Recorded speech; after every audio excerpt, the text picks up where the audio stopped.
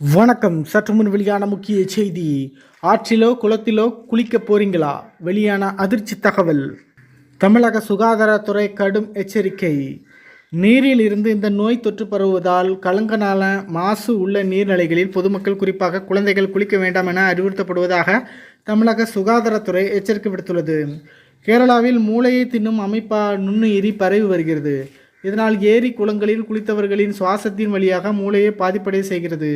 இதனையடுத்து தலைவலி, வாந்தி, மயக்கம் காரணமாக மருத்துவமனையில் அனுமதிக்கப்பட்ட 3 பேர் சிகிச்சை பலனின்றி உயிரிழந்தனர். கோழிக்கோட்டை சேர்ந்த 7ஆம் வகுப்பு படிக்கும் மாணவன் மிர்துல், கண்ணூரை சேர்ந்த 13 வயதான தாக்ஷினா, லப்புரத்தை சேர்ந்த 5 வயதான பட்வா ஆகிய 3 பேர் உயிரிழந்துள்ளனர். இந்த பாதிப்பு ஏற்பட்டால் 197 பேர் உயிரிழக்கும் அபாயம் இருப்பதாக அமெரிக்காவின் நோய் கட்டுப்பாட்டு தடுப்பிற்கான மையம் தெரிவித்துள்ளது. இந்த நிலையில் தமிழக சுகாதாரத்துறை எச்சரிக்கை விடுத்துள்ளது.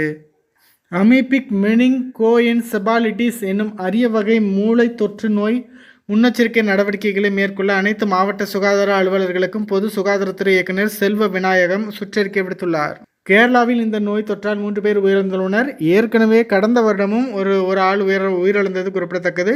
நீரில் இருந்து இந்த நோய் தொற்று பரவுவதால் கலங்கலான மாசு உள்ள நீர்நிலைகளில் பொதுமக்கள் குறிப்பாக குழந்தைகள் குளிக்க வேண்டாம் என்று எச்சரிக்கை விடுக்கப்பட்டுள்ளது. நீச்சல் குளங்களை சுகாதாரமான முறைகளில் பராமரிக்கவும் அறிவுறுத்தப்பட்டுள்ளது.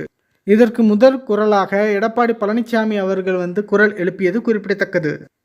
அதாவது இந்த மாதிரி தண்ணியில் குளிக்கும்போது, ஆற்றுலையோ குளத்துலையோ ஏதோ ஒரு இடத்துல குளிக்கும்போது அந்த கிருமி நம்ம உடம்புக்குள்ளே போயிடுது. ஸோ அது மூளையை சாப்பிடுதுன்னு சொல்கிறாங்க. ஸோ இதனால் ஆள் காலியாகிடுறாங்க. 197 பேர் வந்துச்சுன்னா பிழைக்கிறது கஷ்டம் அந்த மாதிரி சொல்கிறாங்க. கேரளாவில் தான் போன வருஷமும் வந்துச்சு, இந்த வருஷமும் வந்திருக்கு.